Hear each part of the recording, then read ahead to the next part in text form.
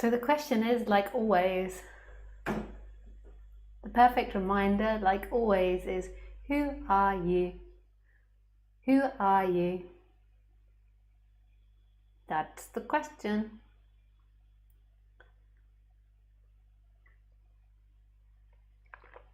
Your mind has lots of versions of who you are. You're a good person, a friendly person, a funny person, a kind person, a bad person. You're a person whose life has been like this, whose life's been like that, who wants this or doesn't want that. You have lots of ideas about who you are. You're this body, you're the way you look, you're your objects, the things that you've collected through life. And mine has lots of ideas about who you are.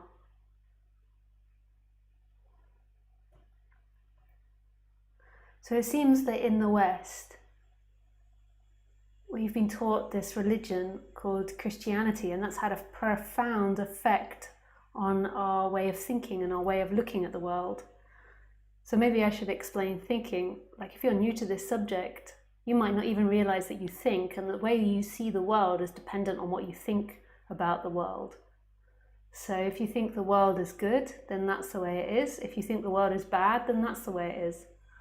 That could be really profound for some people, this idea, but for a lot of people that are listening, maybe they've heard that many times before, that this world, the way you see this world is dependent on the way you think about it, on the way your brain interprets it. And we don't know if there is actually a world outside the brain. All we know is our experience. And everything is a projection of our brain. The colour of the trees, the sound of the crickets, the sound of my voice.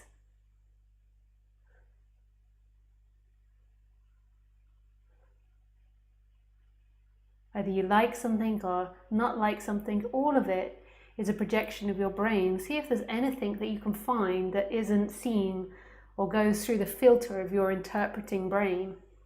Is there anything that isn't interpreted by the brain? So the table is interpreted by the brain, the way you feel the table. The way you fill your coffee cup is interpreted by the brain. The way you perceive me is interpreted by your brain. So everything is interpreted through your brains, and we don't know if there is an outside of the brain. We even see distance through the brain. We've never experienced outside the brain. You have never experienced outside of your brain. The human you has never experienced going outside of your brain.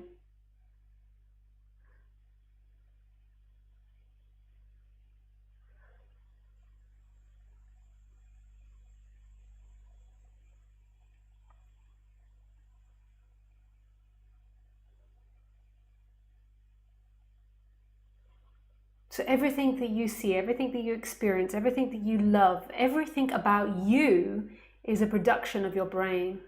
Your brain is the producer. Your brain is interpreting it. Your brain is analyzing it. Your brain is doing everything. But your brain isn't conscious. Some people think that the brain is conscious, but the brain isn't conscious. There is something that is conscious of the brain. But that's going too fast. We're going to go back to Christianity. So what we've been taught by Christianity is that we're a soul inside this body. That you have a soul and I have a soul. Not the sole of your foot, but a soul. It's like a soul is like a person inside the body. And this soul is being judged through this life. And at the end of this life, if your soul has been good, I know it sounds like the bottom of your foot, but it's not. If your soul has been good, then you either go to heaven or hell. And God is going to have a judgment on your soul. God is going to determine whether you've lived a good or a bad life. And when you interact with people, this idea is so indoctrinated in us. When you interact with people, that's how you view other people. It's how you view animals. Some people might even view plants like it as well. So You view other people as walking souls, independent, individual souls that live inside the body, that are choosing to move the hand, that are choosing to speak, that are independent and autonomous beings. I'm not sure if I said that word right. Autonomous beings.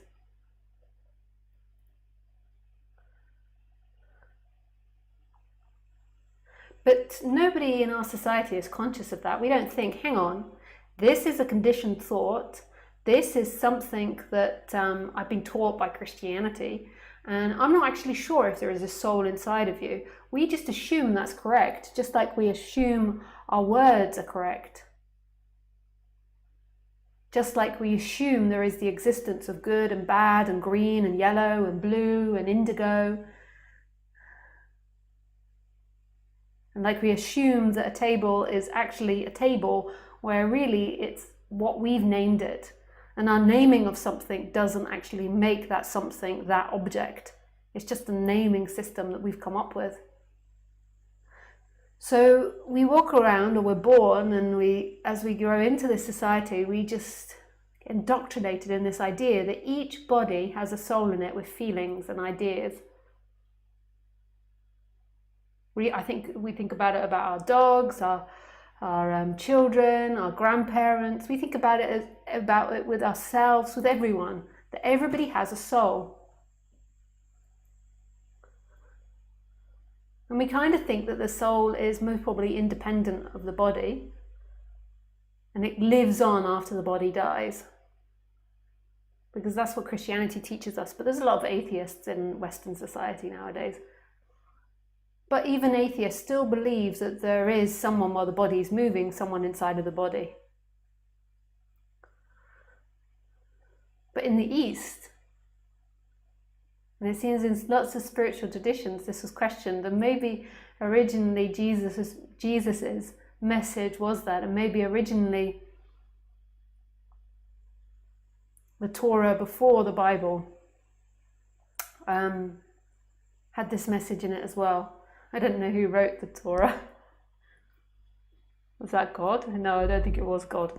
I'm not sure. Oh. I grew up in a Christian society.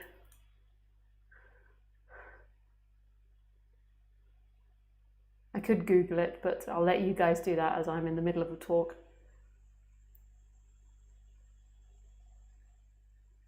Muhammad? No, not Islam.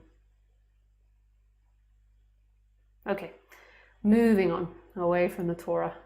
So, so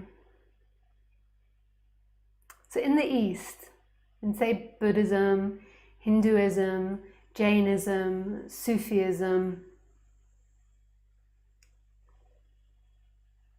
I'm not sure about the Sikhs actually, but they don't believe in this idea of soul.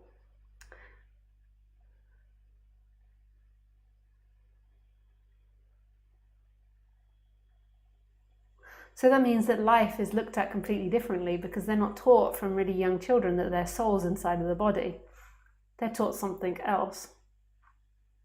So what these religions believe in, or what these religions teach, is that God is inside our body. The Buddha nature is inside our body, and it's the Buddha and it's God that's moving our bodies. That we're not independent people, that it's God's will. They don't believe that some of it's God's will and some of it's not God's will, or maybe some of the religions do, but they believe it's all God's will. And they say that enlightenment is the relaxation back into that, the giving the reins back to God. And that when you look at another person, you're seeing a part of God. You're seeing a part of the divine. When you look at a table and a dog, you're seeing a part of that divine force which is creating everything. This radically changes experience. This radically changes how this life is being experienced.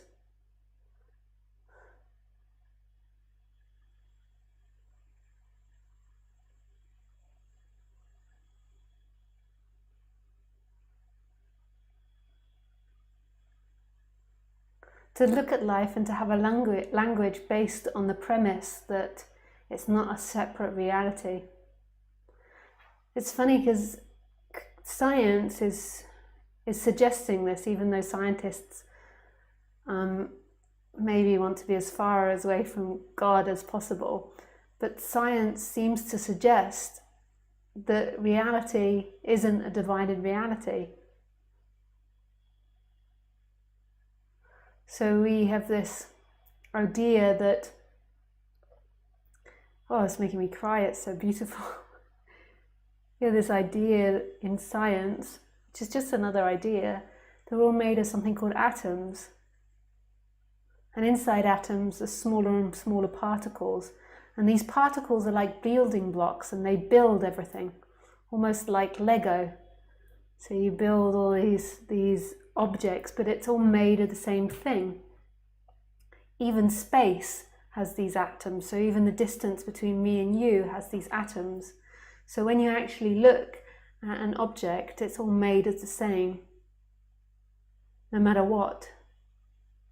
And apparently they've got into the smallest particle they possibly can get into at the moment, called a quark or quark or something. And when they looked inside of it, there wasn't anything there. It's like those Russian dolls. They were like, hoopee yappa, hoopee yappa, hoopee. They get into the smallest one, they're like, there's nothing there. There's nothing inside. Now, we interpret that in the wrong way, and we think nothing is a bad thing in our society because, again, we're only taught that things have value. But what that means, if it's nothing, is that it's nothing, not a form in this reality. If it was a form in this reality, it would be a divided reality. It's not a form in this reality. It's not something we can find in this reality. But yet all things are being moved by that essence that cannot be pinpointed in this reality and held down. This is so beautiful. This is love speaking. It's really beautiful.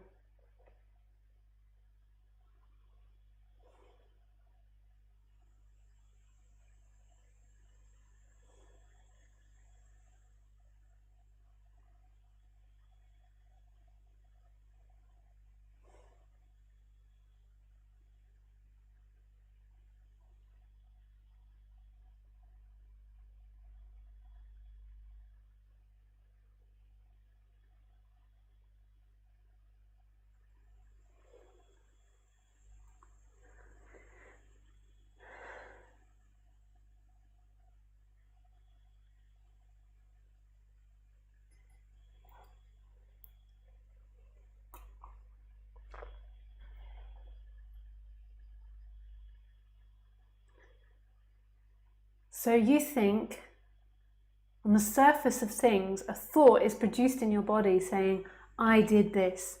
And that I is associated to all these things that you believe to be you. Really, the sentence, I did this, I am someone, really this is a functioning.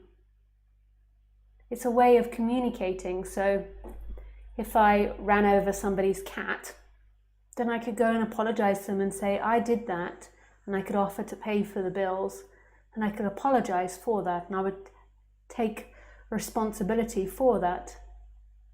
And then maybe by that experience, that might not happen again. This body would be reconditioned and that might not happen again. But that doesn't mean independence, even though the sentences make it sound like that. That doesn't mean that there is an independent person inside the body, even though somebody's appearing to take responsibility. Just because the tree looks like it ends at its leaves and its bark doesn't mean that's the case of things. And just because the sky looks blue, it doesn't mean that it's actually blue from down here. It's just the appearance of things.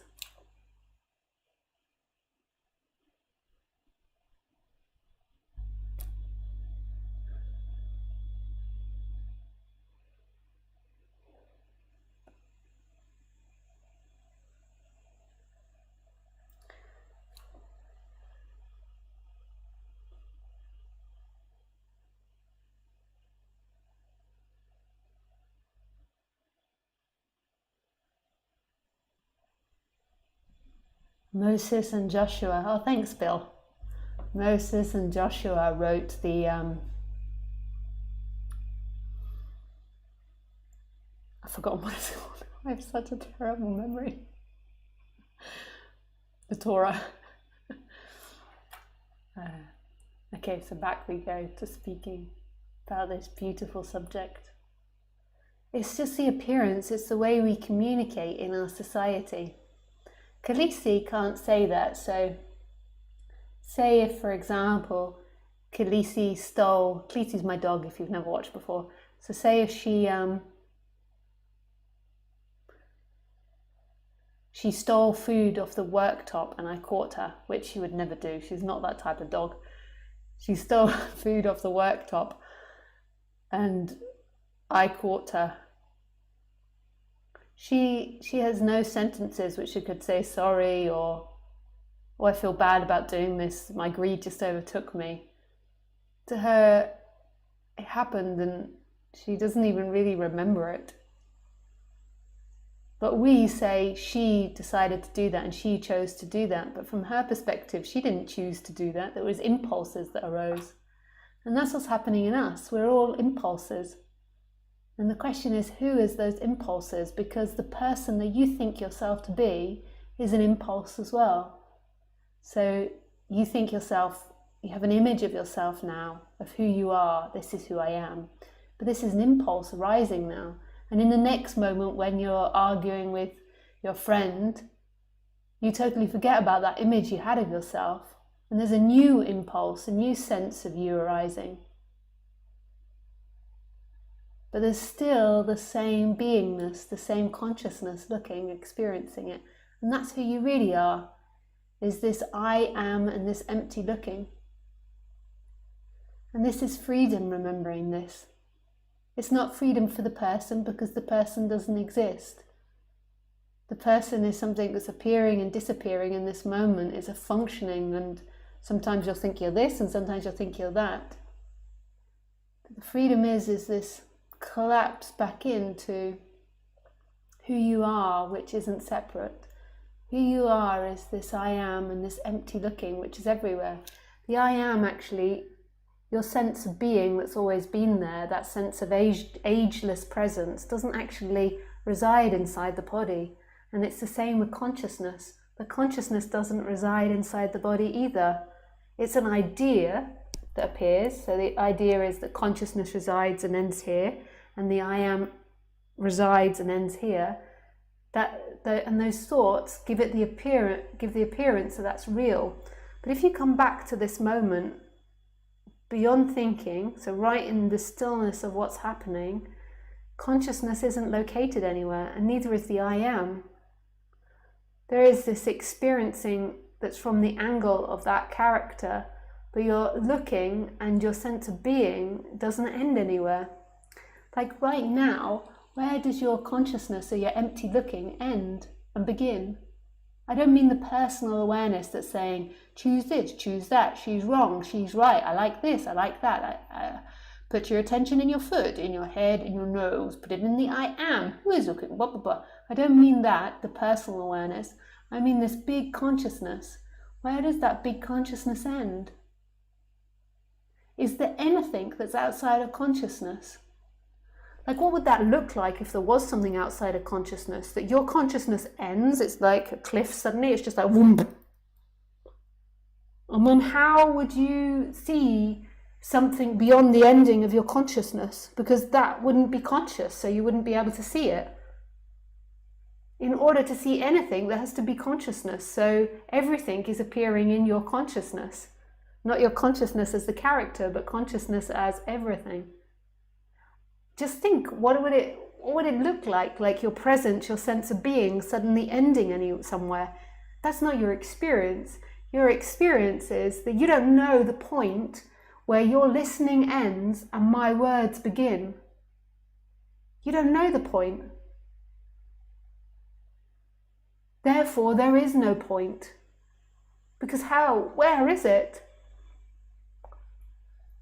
My consciousness ends just to the point where her voice sounds stop. So your consciousness ends, and then my voice comes right up to the edge of your consciousness, and then you're not conscious of it, so you can't hear me. Well, your voice comes in and just goes into my consciousness slightly. And you can feel that division, you can feel that place. Or is your experience in this moment that there is no end to consciousness, there is no end to the I am? There is only end in what you think, and what you think is what you've been taught, and what you think is always changing. That's the beautiful part of thinking, of words, of knowledge.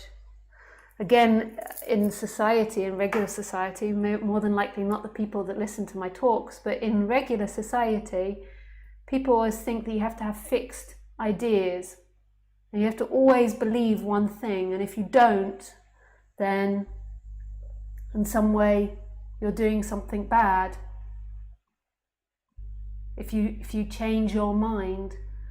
But the reason that everyone's always changing their mind and contradicting themselves is because there is no truth in thoughts. Thoughts appear and then they disappear. You believe one thing, you believe another thing. Even with this subject, you'll notice you go to like one teacher, you're like, yeah, they're right. Then another one, no, bad, they're right.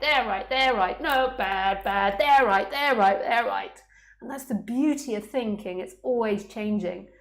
And then finally you're like, oh, screw non-duality. They all contradict themselves and it doesn't help me anyway. And then, after all your tantrums at non-duality, you begin to see that it was never, ever found in thought. It was in your nature, in your presence. It's in what's happening. It's in the most obvious place there is. It's in this. It's always in the experience. It's who you are. It couldn't be anywhere else. It couldn't be something that you arrive at. It couldn't be something you get, because then it wouldn't be you. It would be separate from you.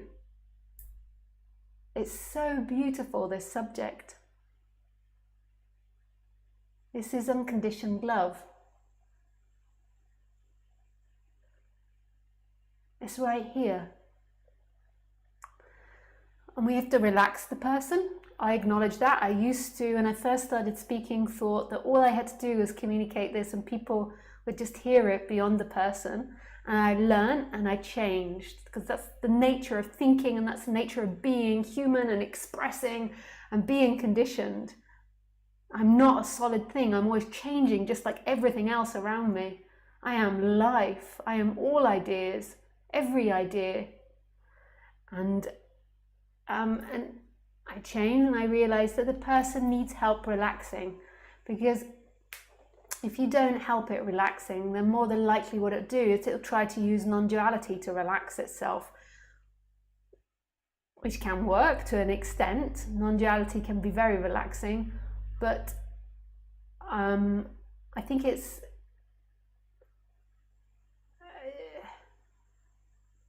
not the best way to relax the person. I think the best way to relax the person is for the person to understand itself and understand where its feelings are coming from, and get to know its feelings. Like, understand why it keeps repetitively having thoughts, repetitively having feelings, and see that they're not you, see they're not true, and just understand them better. And through that understanding, they relax. It's like if you keep walking into a wall, and then somebody explain, and it keeps hurting, and you're like, you can't work out why it hurts, or why you can't walk through the wall, and then someone says, oh, but walls are hard, they're made of matter, and you're made of matter, and you can't walk through a wall. And then the person says, and then you say, but you can walk through a door. And then the person walks through the door, and it no longer has that pain. Preferably, I would have given a more complex answer, which made humans sound more intelligent. That made them sound a little bit stupid. So it's like, if you didn't understand, like, imagine one time, like, humans didn't understand that air made them cold and that they needed to put something warm on. They didn't understand that it was something they learned. They might intuitively gone towards warmth, but they didn't understand it, so it had to be explained. And when it did, that would have made a profound effect on their survival. So basically, just understanding the human and feelings and emotions and conditioning and past traumas really can help the person relax. And in its relaxation, then there can be a hearing of something beyond you. If that mind is seeking, then it's too hard. If the mind is constantly seeking and running to get away from itself, and running to get to this promise of enlightenment or a better future, it's too hard to remember the beauty of what's happening because the body is all tense and uncomfortable. I know this is unpopular in a lot of non-duality or modern non-duality teachings. It used to be more popular before the modern teachings. So I think that's what the Vedas are, but I've never studied the Vedas. A lot about relaxing the person.